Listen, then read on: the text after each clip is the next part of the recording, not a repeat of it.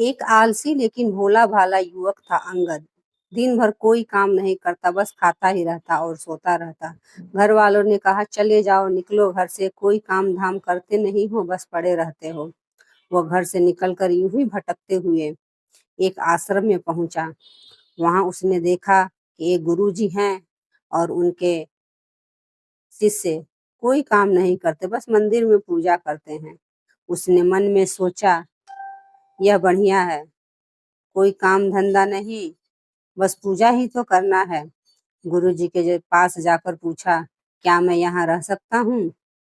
गुरुजी बोले, हाँ हाँ, क्यों नहीं, लेकिन मैं कोई काम नहीं कर सकता।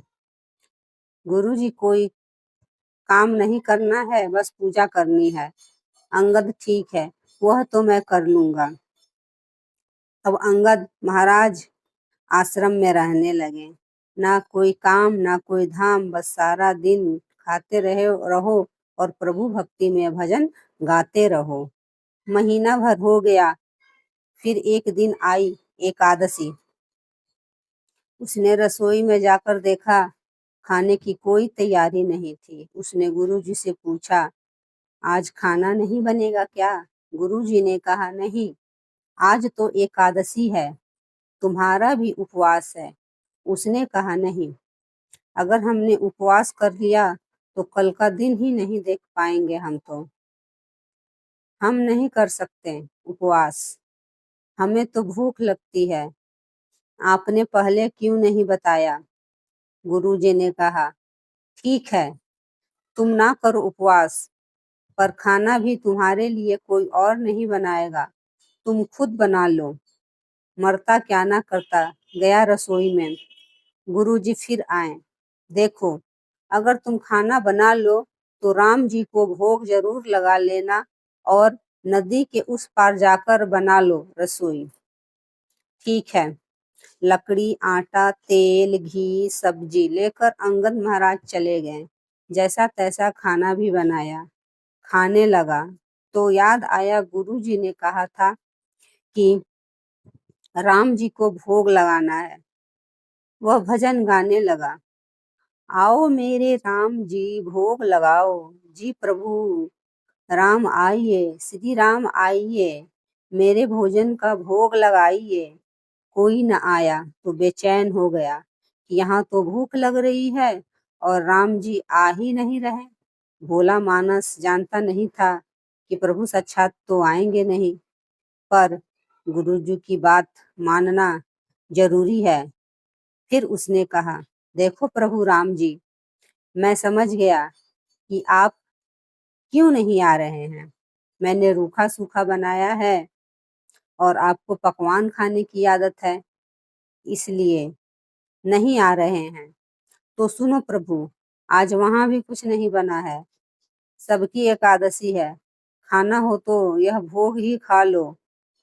श्री राम अपने भक्ति सरलता पर बड़े मुस्कुराए और माता सीता के साथ प्रकट हो गए। भक्त असमंजस में, गुरुजी ने तो कहा था कि राम जी आएंगे, पर यहाँ तो माता सीता भी आई हैं और मैंने तो भोजन बस 2 लोगों का बनाया है।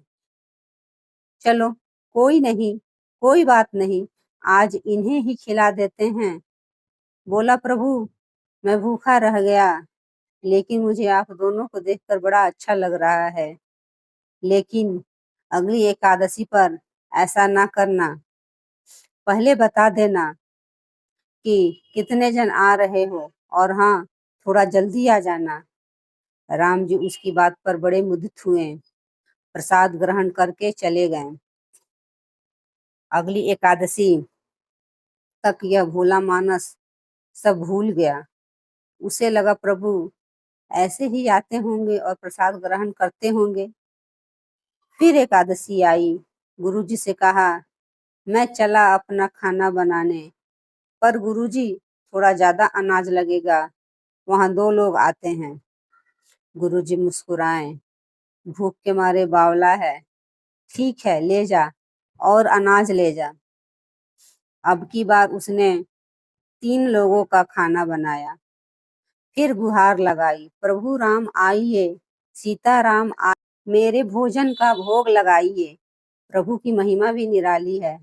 भक्त के साथ कौतुक करने में उन्हें भी बड़ा मजा आता है। इस बार वे अपने भाई लक्ष्मण, भरत, शत्रुघ्न और हनुमान जी को लेकर आए। भक्त को चक्कर आ गए। यह क्या हुआ? एक का भोजन बनाया तो दो आए, आज दो का खाना बनाया तो पूरा खानदान आ गया। लगता है आज भी भूखा ही रहना पड़ेगा। सबको भोजन लगाया और बैठे बैठे देखता रहा। अनजाने में उसकी भी एकादशी हो गई। फिर अगली एकादशी आने से पहले गुरुजी से कहा, गुरुजी, ये आपके प्रभु राम जी अकेले क्यों नहीं आते? हर बार कितने सारे लोग ले आते हैं। इस बार अनाज ज्यादा देना। गुरुजी को लगा कहीं ये अनाज बेचता तो नहीं है, देखना पड़ेगा जाकर। भंडार में कहा, इसे जितना अनाज चाहिए दे दो, और छुपकर उसे देखने चल पड़े। इस बार अंगद ने सोचा, खाना पहले नहीं बनाऊंगा, पता नहीं कितने लोग आ जाएं। पहले बुला लेता हूँ, फिर बनाता हूँ। फिर टेर लगाई, प्रभु राम आइए, श्री राम आइए, मेरे भोजन का भोग लगाइए। सारा राम दरबार मौजूद। इस बार तो हनुमान जी भी साथ आए, लेकिन यह क्या, प्रसाद तो तैयार ही नहीं है। भक्त ठहरा भोला भाला, बोला, प्रभु इस बार मैंने खाना नहीं बनाया। प्रभु ने पूछा, क्यों? बोला, मुझे मिलेगा तो है नहीं, फिर क्या फायदा बनाने का? आप ही बना लो और खुद ही खा लो। राम जी मुस्कुराए। सीता माता भी गदगद हो गई उसके मासूम जवाब से। लक्ष्मण जी बोले, क्या करे प्रभु? प्रभु बोले, भक्त की इच्छा है तो पूरी तो करनी पड़ेगी। चलो लग जाओ काम से। लक्ष्मण जी ने लकड़ी उठाई। माता सीता आटा सानने लगी। भक्त एक तरफ बैठकर देखता रहा। माता सीता रसोई बना रही थी तो कई ऋषि मुनि, यक्ष, गंधर्व प्रसाद लेने आने लगे। इधर गुरुजी ने देखा खाना तो बना नहीं। भक्त एक कोने में बैठा है। पूछा, बेटा क्या बात है, खाना क्यों नहीं बनाया? बोला, अच्छा किया गुरुजी आप आ गए, देखिए कितने लोग आते हैं प्रभु के साथ। गुरुजी बोले, मुझे तो कुछ नहीं दिख रहा तुम्हारे और अनाज के सिवा। भक्त ने माथा पकड़ लिया। एक तो इतनी मेहनत करवाते हैं प्रभु, भूखा भी रखते हैं, और ऊपर से गुरुजी को दिख भी नहीं रहे। यह और बड़ी मुसीबत है। प्रभु ने कहा, आप गुरुजी को क्यों नहीं दिख रहे हैं? प्रभु से कहा, आप गुरुजी को क्यों नहीं दिख रहे हैं? प्रभु बोले, मैं उन्हें नहीं दिख सकता। बोला, क्यों? वे तो बड़े पंडित हैं, ज्ञानी हैं, विद्वान हैं, उन्हें तो बहुत कुछ आता है। उनको क्यों नहीं दिखते आप? प्रभु बोले, माना कि उनको सब आता है, पर वे सरल नहीं हैं तुम्हारी तरह, इसलिए उनको नहीं दिख सकता। अंगद ने गुरुजी से कहा, गुरुजी, प्रभु कह रहे हैं आप सरल नहीं हैं, इसलिए आपको नहीं दिखेंगे। गुरुजी रोने लगे।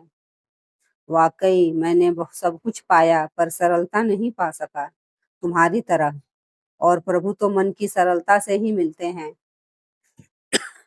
प्रभु प्रकट हो गए और गुरुजी को भी दर्शन दिए। इस तरह एक भक्त के कहने पर प्रभु ने रसोई बनाई। जय श्री राम। नमस्कार दोस्तों, अगर कहानी अच्छी लगी हो तो एक लाइक जरूर करें। धन्यवाद।